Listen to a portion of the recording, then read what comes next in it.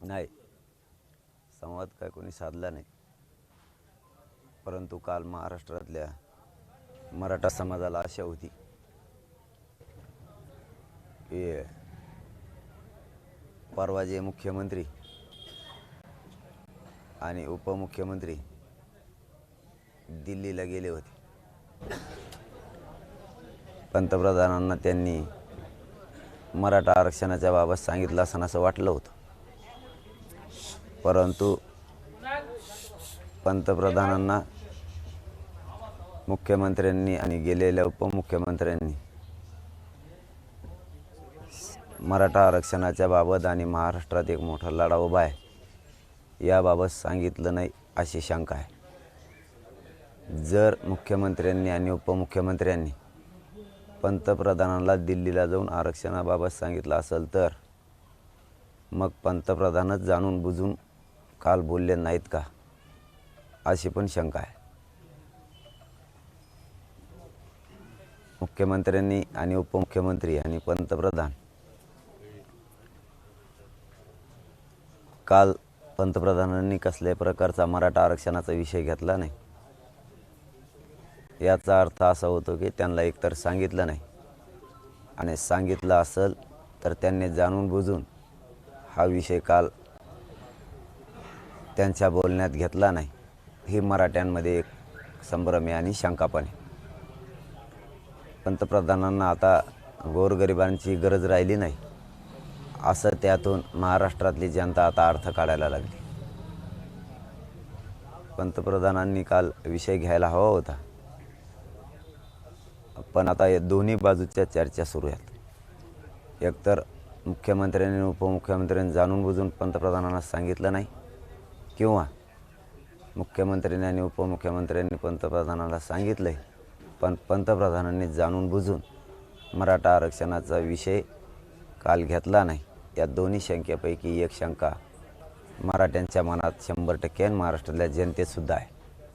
कारण इतक्या जवळ येऊन जर पंतप्रधान इतकं देशव्यापी आंदोलन सुरू असताना विषय घेत नाहीत, याचा अर्थ असा होतो की त्यांनी जाणून बुजून घेतला नाही किंवा त्यांना सांगितलं नाही. त्यांनी घेतला काय नाही घेतला काय मराठ्यांना काय फरक पडत नाही. परंतु समाज शांत यासाठी होता किंवा समाजाला असं वाटलं होतं की पंतप्रधान हा विषय आता हाताळतील आणि मुख्यमंत्र्याला किंवा महाराष्ट्रातल्या सरकारला सांगतील हा विषय मार्गी काढण्याबाबत. कारण मराठ्यांच्या मनात पंतप्रधानबद्दल काही पाप नव्हतं. मराठ्यांच्या मनात त्यांच्याविषयी काही वाईट भावना नव्हती.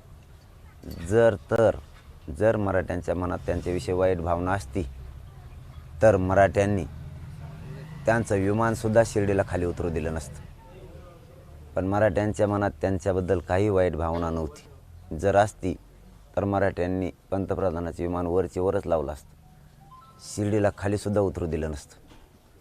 परंतु मराठ्यांच्या मनात त्यांच्याविषयी वाईट भावना नव्हती. मराठ्यांची त्यांच्याविषयी चांगली भावना होती. पंतप्रधान आणि मुख्यमंत्री आणि उपमुख्यमंत्री हे तिघंजणं 100% मराठा आरक्षणाचा विषय हाताळतील अशी गोरगरीब मराठ्यांना आशा होती. परंतु आता पंतप्रधान, मुख्यमंत्री आणि उपमुख्यमंत्री यांना गोरगरिबांची गरज राहिली नाही असा कालपासून एक संदेश महाराष्ट्रात आणि देशात गेला आहे. हे सत्य आहे, मी सांगतो हे सत्य आहे.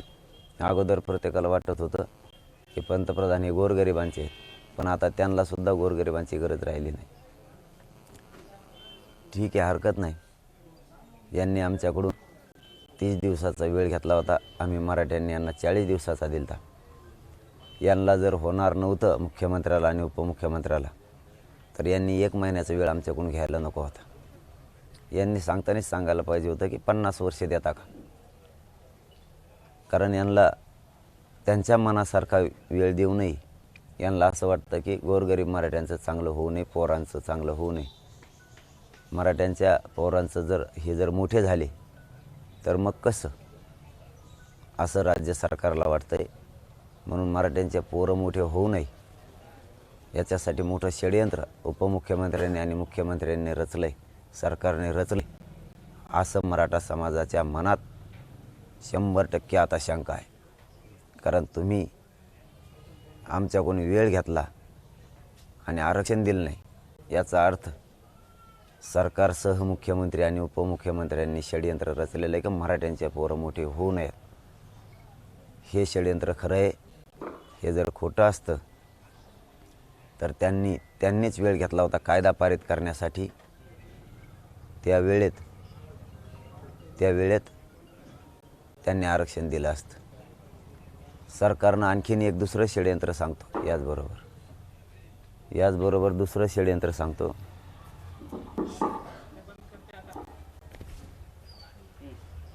दुसरं षडयंत्र असं, मुख्यमंत्री उपमुख्यमंत्री यांच्या वतीनं सरकारच्या वतीनं गिरीश महाजन साहेब इथं आले होते. त्यांनी असं सांगितलं होतं 4 दिवसात कायदा पारित होणार नाही. कायदा पारित करण्यासाठी आधार लागतो आणि आम्हाला थोडेसे दस्तऐवज जमा करू द्या. आम्ही 1 महिन्याच्या आत कायदा पारित करतो. 4 दिवसात तुमच्या म्हणण्याप्रमाणे जर कायदा पारित केला तर कायदा चॅलेंज होईल. आम्हाला परत लोक नाव ठेवतील. 1 महिन्याचा फक्त वेळ द्या. फक्त 1 महिन्याचा वेळ द्या. जास्त देऊ नका. आम्ही 1 महिन्यात कायदा पारित करून तुमच्या मागणीप्रमाणे टिकणार आरक्षण तुम्हाला देतो. मग दुसरं षडयंत्र असं वाटतंय की तुम्हाला 1 महिन्याचा आम्ही वेळ दिला. जास्तीचं मराठ्यांनी 10 दिवस दिले. 1.25 महिन्यापेक्षा जास्त वेळ तुम्हाला दिला. मग 5,000 पुरावे समितीला मिळालेत आणि आता नवीनसुद्धा पुन्हा 5,000 मिळालेत. 10,000 पानाचा पुरावा असतानाही तुम्ही महाराष्ट्रातल्या मराठा समाजाला सरसकट कुणबी प्रमाणपत्र देण्याचा कायदा पारित करून मराठा समाजाचा ओबीसीमध्ये समावेश का करत नाहीत? याचा अर्थ पुरावे असूनही तुम्ही मराठा समाजाच्या पोरांचं करिअर बर्बाद व्हायला पाहिजे. त्यांचं करिअर, त्यांचं आयुष्य उद्ध्वस्त झालं पाहिजे म्हणूनच पुरावे असूनही तुम्ही मराठ्यांना आरक्षण देत नाहीत. याचा अर्थ असा होतो सगळ्या बाजू आता तुमच्या अंगलोट आल्यामुळं, कारण वेळ तुम्ही घेतला ती अंगलोट तुमच्या बाजू आली सरकारच्याच. पुरावे मिळालेत, आता मराठ्यांना आरक्षण दिलं पाहिजे. तुम्ही देत नाहीत म्हणून तीही तुमच्याच अंगलोट बाजू आली. तुमच्याकडं आता तुम्हाला नाक नसल्यासारखं झालं आहे. तुम्हाला आता नाक नसल्यासारखं झालं आहे. मराठ्यांनी सगळ्या इच्छा तुमच्या पुऱ्या केलेल्या आहेत. तुम्ही मागाल ते मराठ्यांनी दिलेले आहेत. तुम्ही पुरावे मागितले, 5,000 पुरावे तुमच्या समितीला सापडेत. 5,000 पुरावे हे आमच्या खाजगी अभ्यासकांना तुम्हाला सापडून दिलेत. 10,000 पुरावे झाले. आणि जे समितीने काय 2-3 कोटी काय दस्तऐवज तपासलेत त्याच्यात नेमकं काय हे तुम्ही सांगितलं नाही आम्हाला. आणखी त्याच्यात नेमकं काय हे तुम्ही आम्हाला सांगितलं नाही. त्याच्यात शेती आहे, कुळंबी आहे, कुणबी आहे असे उल्लेखसुद्धा आहेत.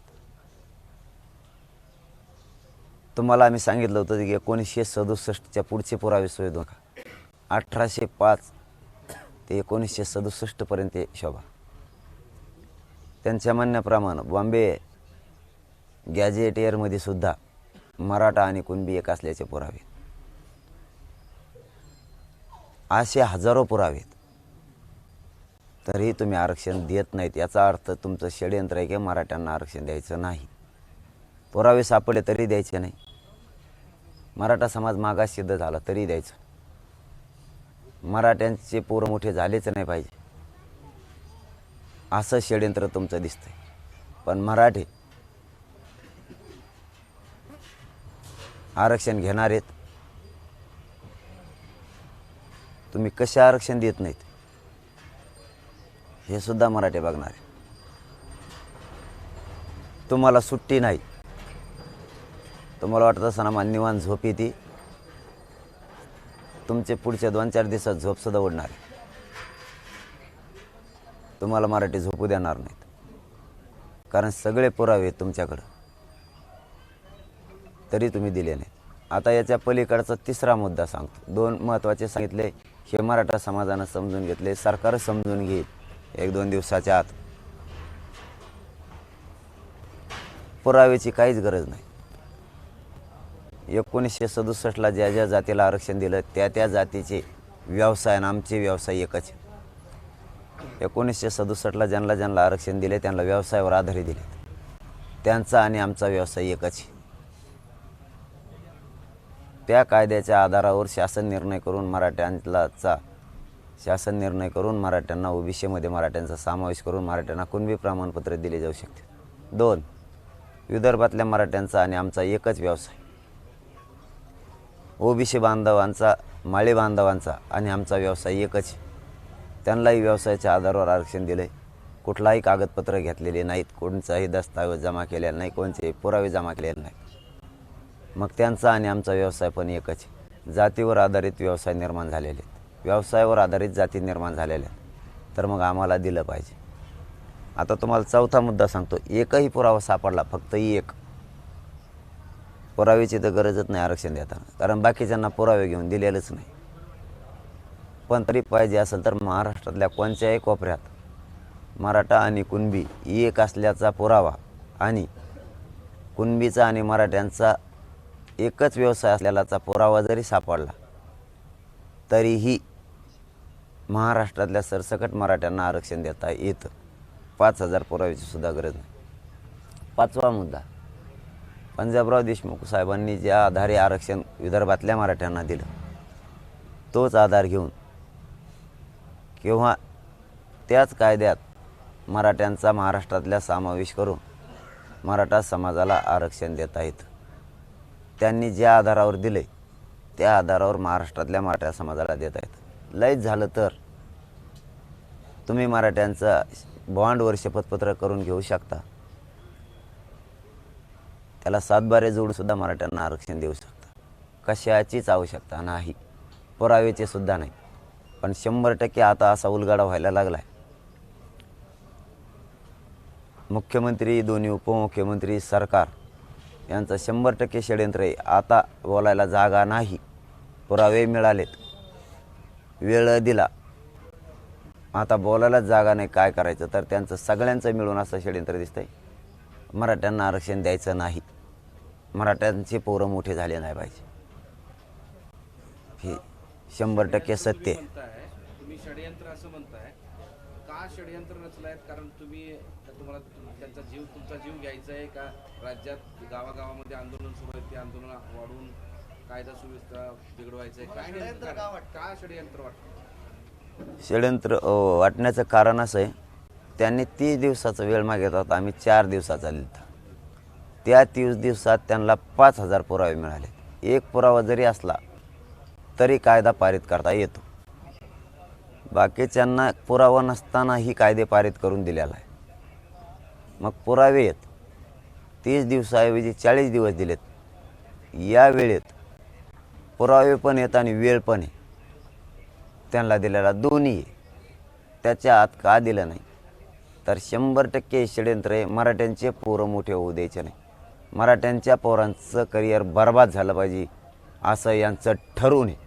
आतापर्यंत 2 टप्प्यात पुरावे झाले, 10,000 पुरावे गेले. 30 ऑक्टोबरपर्यंत तिसरा, त्यानंतर समितीला मुदतवाढ आणि त्यानंतर अहवाल. म्हणजे हे सगळं करायला डिसेंबर शेवट होईल. 6 वर्षात तरी आरक्षण असं दृष्टिक्षेपात होत नाहीये. प्रश्न आहे, 24 डिसेंबर मुदतवाढ केली समितीला. 24 डिसेंबर या वर्षी तरी तुम्हाला आरक्षण मिळेल असं दिसत नाही. त्यांनी किती मुदतवाढ मिळून दिली तरी आम्हाला मान्य नाही. आम्ही त्यांना 40 दिवस दिले होते, तीच मुदत. आम्ही याच दिवसात आरक्षण घेणार मराठी. त्यांना काय करायचं ते करू. ते बंद करा म्हणून सांगितलं होतं आम्ही. समितीच्या अहवालाच काय संबंध? समितीच्या अहवालाला 30 दिवसाचा वेळ होता. 5,000 पुरावे मिळाले. एक जरी मिळाला तरी खूप झाला. आता आम्हाला सरळ दिसतंय ना, 10 वर्ष जरी लागले, आणखी 10 वर्ष तरी अहवाल होणारच नाही. सरळ दिसतंय आम्हाला. परत ते सांगणार आहेत कमी पडले. बाकीच्यांना किती आधार घेऊन दिलेत. आता समिती मान्य नाही आम्हाला. आता आम्हाला समिती बी मान्य नाही. आम्हाला आता यांनी दिलेला वेळ घेतलेला वेळसुद्धा आमची फसवणूक करण्यासाठी होता असं आम्हाला सरळ वाटायला लागलं. समितीला मुदतवाढ कशामुळे दिली तुम्ही? कोणाला विचारून दिली? कोणाला विचारून दिली तुम्ही मुदतवाढ? तुम्हाला कशासाठी मुदतवाढ पाहिजे? समितीने सरकारला विचारलं, सरकारने समितीला विचारलं, तुम्ही कोणाला विचारून तिला मुदतवाढ दिली? तुम्ही तिला 50 वर्षे मुदतवाढ देता. मराठ्यांनी का तवर थांबायचं का आता? मुदतवाढ कशासाठी दिली? कागदपत्र जमा करण्यासाठीच ना. 5,000 10,000 झाले ना तुम्हाला. आता किती पाहिजेत तुम्हाला? याचा अर्थ असा होतो तुम्हाला मराठ्याला आरक्षण देत नाही. मराठी आता सावध आहेत. तुम्ही 2-4 दिवसात नाही दिलं तरी आम्ही घेणार आहेत आरक्षण. तुम्ही कसे देत नाहीत आम्ही बघतो. नाही, पण तुम्ही हेच वाक्य पहिल्या दिवसापासून सांगताय, उपोषणाच्या पहिल्या टप्प्यातल्या पहिल्या दिवसापासून सांगताय की एक जरी पुरावा सापडला तरी त्याच्यावर आरक्षण दिलं जाऊ शकतं. आता 10,000 पुरावे, मग अडचण काय होते? तुम्हाला उपोषण करायला लावायचं आहे का महाराष्ट्रात? असं ते का? त्यांना मराठ्यांना आरक्षण द्यायचंच नाही. मराठ्यांचे पोरं मोठे नाही झाले पाहिजे, हा त्यांचा सगळ्यांचा उद्देश. मग मुख्यमंत्री मराठ्याचा असू नाही तर ते कोणत्या जातीचा असू, यांना काय देणं घेणं नाही. यांना फक्त खुर्ची पाहिजे, पैसे पाहिजेत आणि त्यांचे पोरं मोठे झाले पाहिजे आणि गोरगरिबांच्या मराठ्यांनी त्यांना मोठं केलं पाहिजे, एवढं स्वप्न आहे त्यांचं. यांना काय देणं घेणं नाही. एक वाक्य तुम्ही वारंवार बोलायचे, मुख्यमंत्र्यांवर तुमचा विश्वास आहे आणि एकनाथ शिंदेच तुम्हाला आरक्षण देतील. आता विश्वास मी कसा ठेवायचा? कसा ठेवायचा सांगा ना. आहे माझा, पण कसा ठेवायचा सांगा. मुख्यमंत्री आणि उपमुख्यमंत्री पंतप्रधानाकडे जातात. तुम्ही तुमच्या स्वार्थासाठी गेले होते का? खुर्च्या टिकवायला गेले होते का? महाराष्ट्रात प्रचंड मोठं गोरगरिबाचं आंदोलन सुरू, या लेकरांचं चांगलं व्हावं हे सांगायला गेले होते. तुम्ही एवढं मोठं आंदोलन असताना तुम्ही पंतप्रधानाला सांगितलंच कसं काय नाही की मराठ्यांचं आरक्षणाचा विषयी राज्यात आणि देशात तापलेला आहे? तुम्ही सांगितलंच कसं काय नाही? आणि तुम्ही जर सांगितलंय तर पंतप्रधान बोललेच कसं काय नाही आमच्या महाराष्ट्रात येऊन? आमचं जर मनात पाप असतं, पंतप्रधान आपल्याविषयी बोलणार नाही आहे, मुख्यमंत्री बोलणार नाही, आम्ही तुमचं विमानच उतरून दिलं नसतं. एवढी ताकद मराठीत. आम्ही तुम्हाला वेळ दिला, तुम्हाला येऊ पण दिलं, गावबंदी असून सुद्धा येऊ दिलं का नाही मराठीने तुम्हाला? याचा अर्थ असा होतो की आमच्या मनात चांगलं होतं की तुम्ही आमच्या लेकरांचं चांगलं करता. पण आता विश्वास राहिला नाही का मुख्यमंत्र्याबद्दल? आता कशाच्या आधारावर विश्वास ठेवायचा?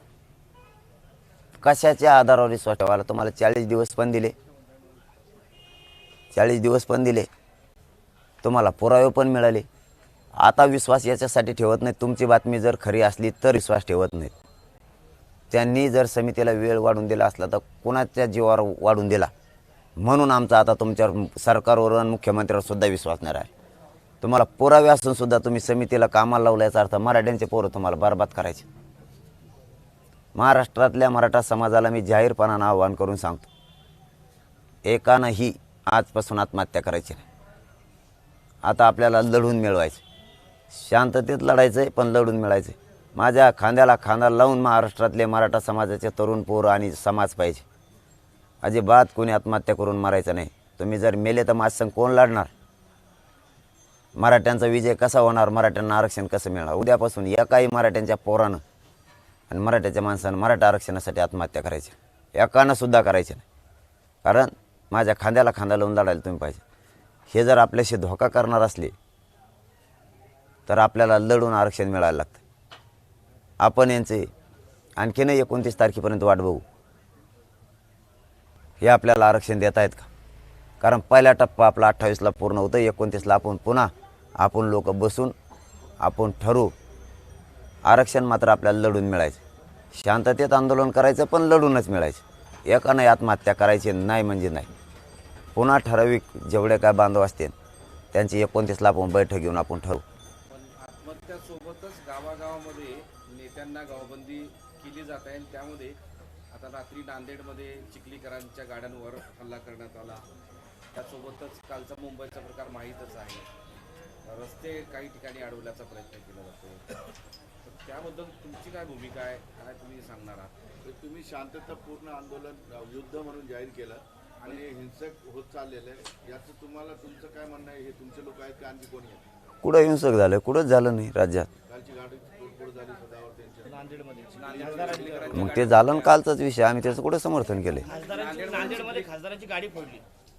मराठा समाजाला आम्ही जाहीर आवाहन केलेलं आहे की शांततेत ठेवायचं आहे. आपल्या गावात त्यांनी यायचं नाही.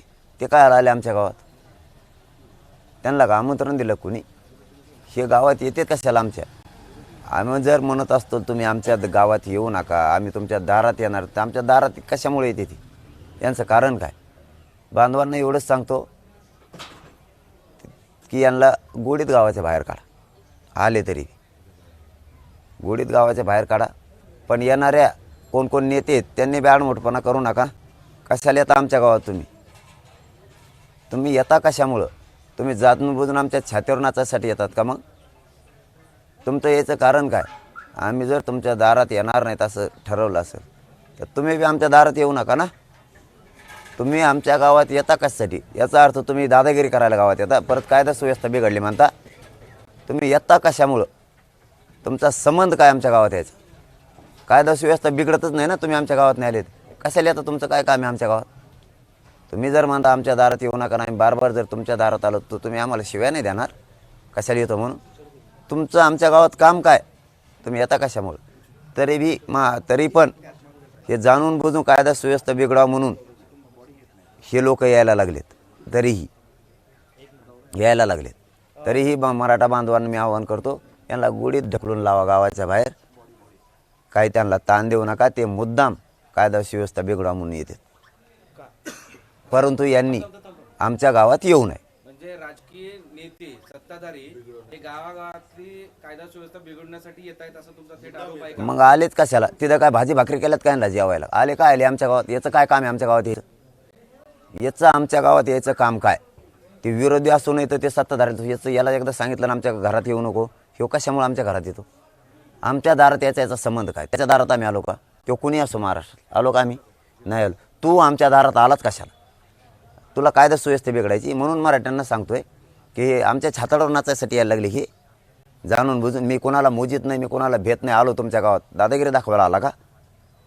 तुझ्या दारात आम्ही आलो का दादागिरी दाखवायला? तू आमच्या गावात येतोच कशामुळं? तरीही मराठ्यांना सांगतो, आले तरी यांना गोडीत बाहेर काढा. हां, तो दादागिरी जरी आला तरी गोडीत बाहेर काढायला. ते मुद्दाम करणारे. मग मराठ्यांना तुम्ही खवळून घेऊ नका ना. तुमची गाडी फुटणार नाही, तुमची काचं फुटणार नाही. तू येतो का याला? तुझ्याजवळ माझा येऊन पैसा झालेला आहे, त्यामुळे तुला गाड्या झाल्या फुटल्या तरी काय वाटत नाही. तुला कायदा सुव्यवस्था बिघडा वाटते. तुला सरकारने सुपारी दिली का बळच गावात जा म्हणायला? तो गावात जातो कशाला रे? तो घरी झोप ना तिकडं गपचिप तुपल्या. काय आले तो आमच्या तिकडं? आमच्या लेकरांचं वाटोळं करायला येतो का तू? म्हणजे यांनी हरामखोरपणा लावला आहे मुद्दा. हां, माझ्या तोंडात असं कधी येत नाही. आमच्या लेकरा बाळांचे वाटोळं करायसाठी तुम्ही आमच्या गावात येता का? कशासाठी येता तुम्ही? काय समज तुमचं आमच्या गावात यायचं? तुमचं पोट भरलं नाही का आणखीन आमच्या पोरांचं इतकं वाटोळं झालं तरी जाणून बुजून आमच्या गावात येतात? तुम्ही सगळेजण तिकडं जा ना, मारा ना तिकडे सगळेजण. त्या मंत्रालयात जाऊन तिथं आवाज उठवा ना सगळेजण.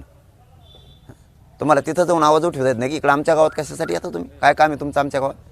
आपतगावमध्ये एका तरुणाने आत्महत्या केली, त्यानंतर आता मृतदेह घेण्यास नातेवाईक नकार देत आहेत. त्यांचं म्हणणं असं आहे की सदावर्ते यांनी जो वक्तव्य केला त्या वक्तव्याच्या धक्क्यातून त्यांनी आत्महत्या केलेली आहे. सदावर्ती जोपर्यंत गुन्हा दाखल होत नाही तोपर्यंत आम्ही मृतदेह ताब्यात घेणार नाही. काय आव्हान करा? तसा धक्का बसून जर ते आमचा भाऊ गेला असेल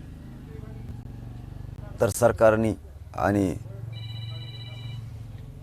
कमिशनर साहेबांनी तातडीनं दखल घेऊन त्यांची मागणी पूर्ण करून त्या बॉडीची विटंबना नाही झाली पाहिजे आमच्या भावाची. सरकारमुळं आमच्या भावाच्या बॉडीची तरी आता मेल्याच्या नंतर विटंबना नाही झाली पाहिजे. तिच्यावर राजकारण नाही झालं पाहिजे. सरकारनं तिच्यावर राजकारण नाही केलं पाहिजे. ती मागणी तातडीनं पूर्ण केली पाहिजे. त्या बांधवांची, आमच्या आत्महत्या झालेल्या नातेवाईकाच्या बांधवांची तातडीनं मागणी पूर्ण झाली पाहिजे. जी काय त्यांची मागणी असेल ती.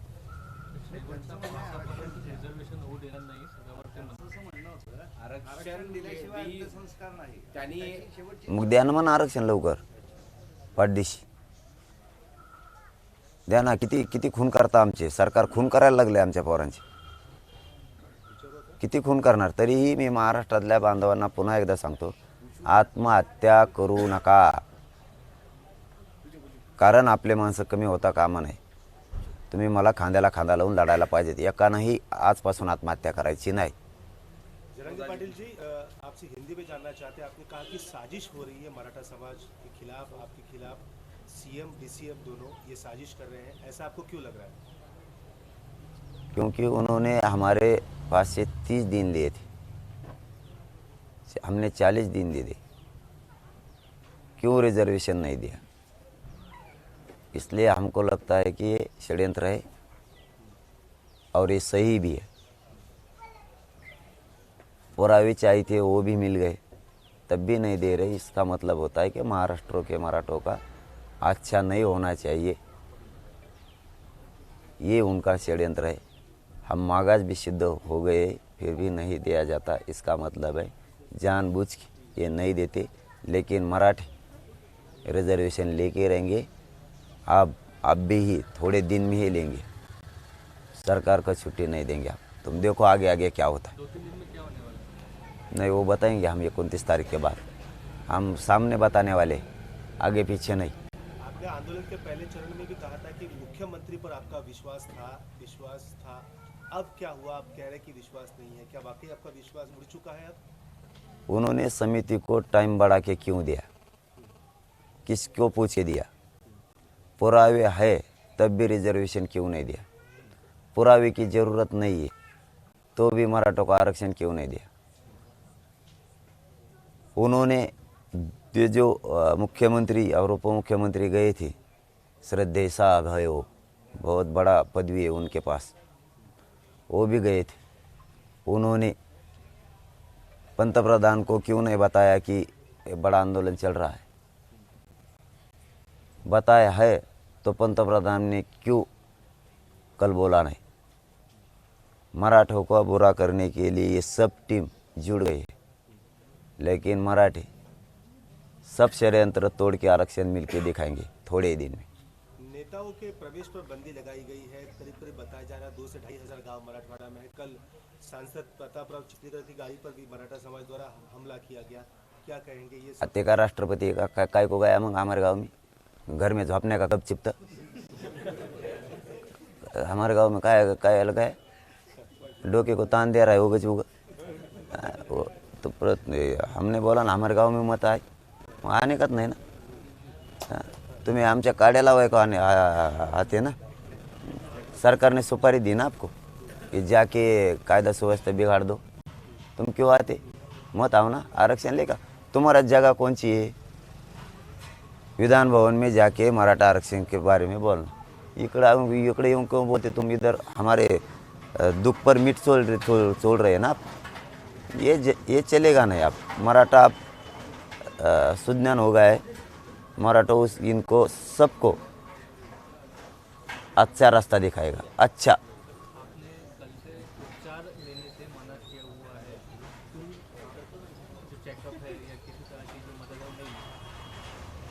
नहीं, तुमको हमने समय दिया था, तुमने रिजर्वेशन क्यों नहीं दिया? फिर मैं उपचार क्यों लूँ? तुमने हमारी इच्छा पूरी की क्या? नहीं की। तो भी हम महाराष्ट्र को बात फिर से कर रहे हैं कि भाई कोई आत्महत्या मत करो। कोणीही महाराष्ट्रातल्या आपल्या एकाही भावानं या पुढच्या काळात एकही आत्महत्या आजपासून होता कामा नये। आपण लढून मिळू, काळजी करू नका। आणि माझ्या खांद्याला खांदा लावून आपण आरक्षणाच्या लढाईत सहभागी व्हा। गावागावात आपला पहिला टप्पा सुरू आहे। जर कोणी नेता आपल्या गावात आला तर त्याला प्रेमात बाहेर काढा,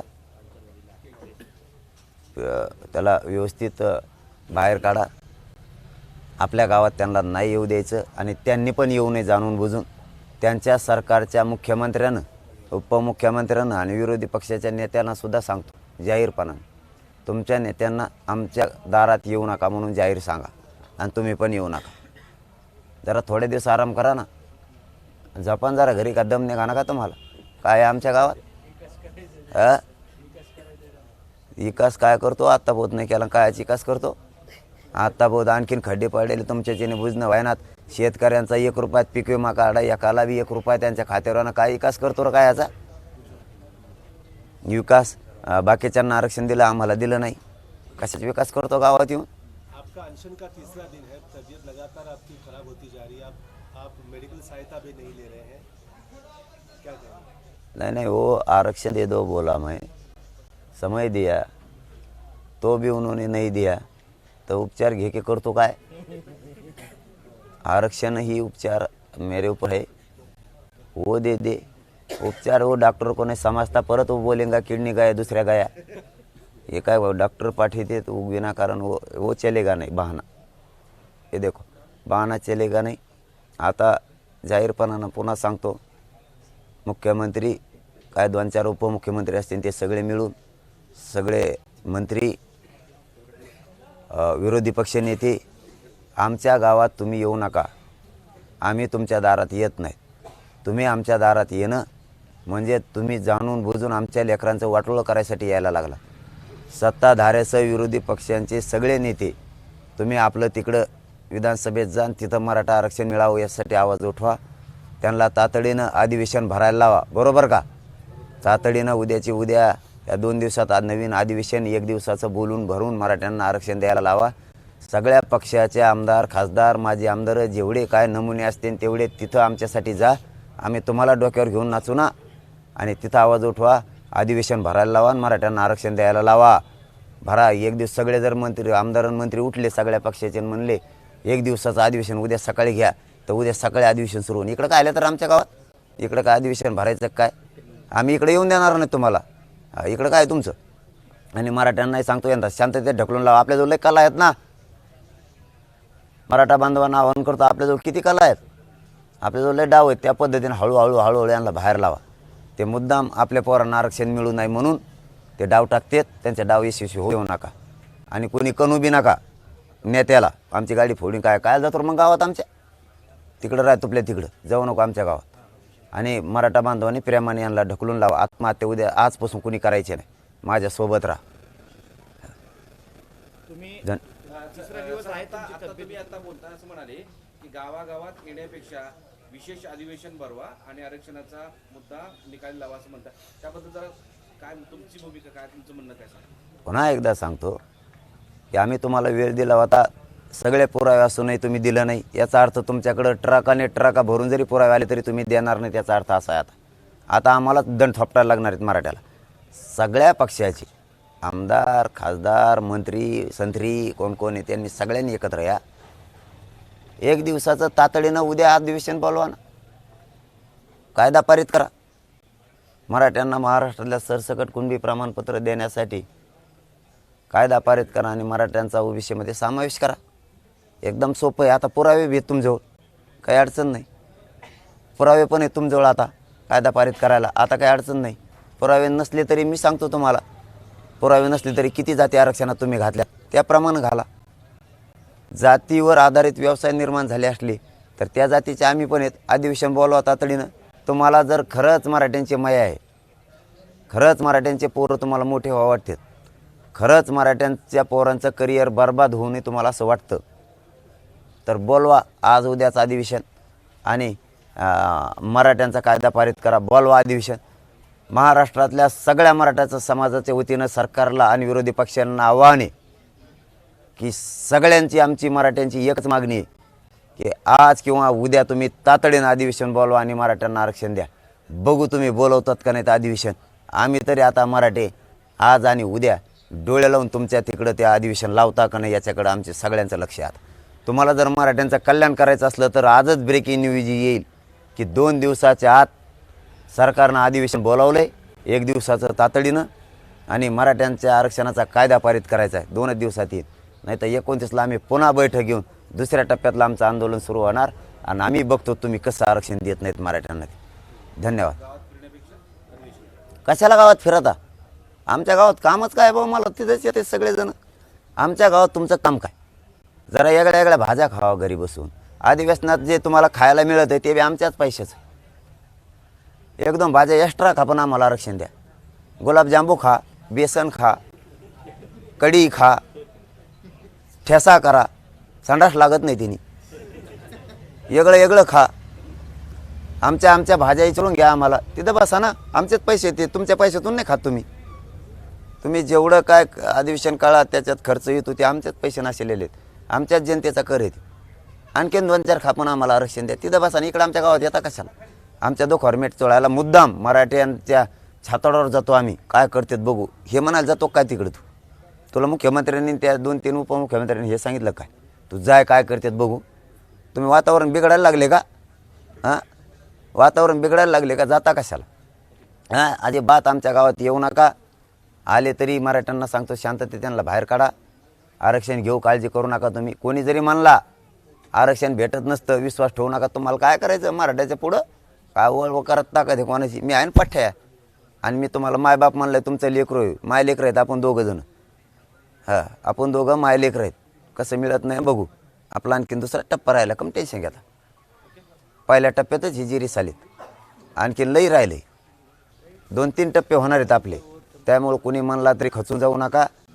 आपल्या स्वतःवर विश्वास ठेवा, स्वतःच्या शक्तीवर विश्वास ठेवा. मराठा भावांनो, आपण लढून मिळू आणि आजपासून कोणी आत्महत्या करू नका. धन्यवाद. एबीपी माझा, उघडा डोळे बघा नीट.